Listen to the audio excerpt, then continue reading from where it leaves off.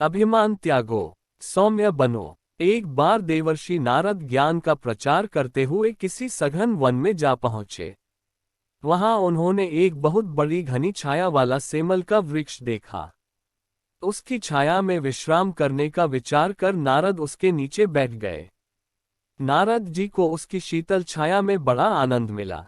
वे उसके वैभव की भूरी भूरी प्रशंसा करने लगे। उन्होंने सेमल के वृक्ष से पूछा, वृक्षराज, तुम्हारा इतना बड़ा वैभव किस प्रकार सुस्थिर रहता है? पवन तुम्हें गिराता क्यों नहीं? सेमल के वृक्ष ने हंसते हुए कहा, देवर्षि, पवन का क्या सामर्थ्य कि वह मेरा बाल भी बांका कर सके। वह किसी प्रकार भी मुझे नहीं गिरा सकता। नारद जी को लगा कि सेमल अभिमान के नशे में ऐसे वचन बोल रहा है। उन्हें उसका यह उत्तर उचित प्रतीत न हुआ। झुंझलाते हुए वे सुरलोक चले गए। सुरपुर में जाकर नारद ने पवन देव से कहा, अमुक वृक्ष अभिमान पूर्वक दर्प वचन बोलता हुआ आपकी निंदा करता है, इसलिए उसका अभिमान दूर करना चाहिए। पवन देव को अपनी निंदा करने वाले सेमल के उस वृक्ष पर बहुत क्रोध आया। वह उस वृक्ष को उखाड़ फेंकने के लिए बड़े प्रबल प्रवाह के साथ आंधी तूफान की तरह चल दिए। सेमल का वृक्ष बड़ा तपस्वी, परोपकारी और ज्ञानी था। उसे आने वाले संकट का बोध हो गया।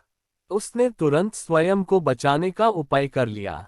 उसने अपने सारे पत्ते झाड़ डाले और ठूंठ की तरह खड़ा हो गया। पवन ने पूरी शक्ति से उसे उखाड़ने की चेष्टा की, पर वह ठूंठ का कुछ न बिगाड़ सका।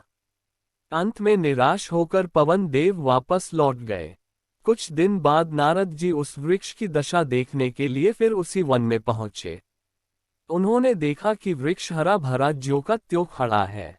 नारद जी को बड़ा आश्चर्य हुआ।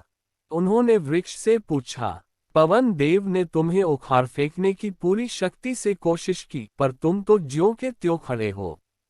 इसका क्या रहस्य है? वृक्ष ने देवर्षि को प्रणाम किया और नम्रतापूर्वक निवेदन किया, देवर्षि, मेरे पास इतना वैभव है, फिर भी मैं इसके मोह में बंधा नहीं हूं।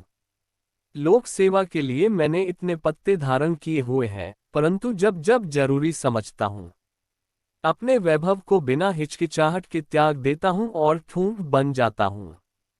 मुझे अपने वैभव पर गर्व नहीं है, वरन ठूंठ होने का अभिमान है। इसीलिए मैंने पवन देव की उपेक्षा की। वे कर्म को श्रेष्ठ बता रहे थे। आप देख रहे हैं कि उसी निर्लिप्त कर्म योग के कारण मैं प्रचंड टक्कर सहता हुआ भी पहले की भांति खड़ा हूं। नारद जी समझ गए कि संसार में वैभव रखना, धनवान होना बुरी बात नहीं है। इससे तो बहुत से शुभ कार्य हो सकते हैं। बुराई तो धन के अभिमान में डूब जाने और उससे मोह करने में है। यदि कोई व्यक्ति धनी होते हुए भी मन से पवित्र रहे, तो एक प्रकार से साधु ही है। जल में कमल की तरह निर्लिप्त रहने वाले ऐसे कर्मयोगी साधु के लिए घर ही तपोभूमि है।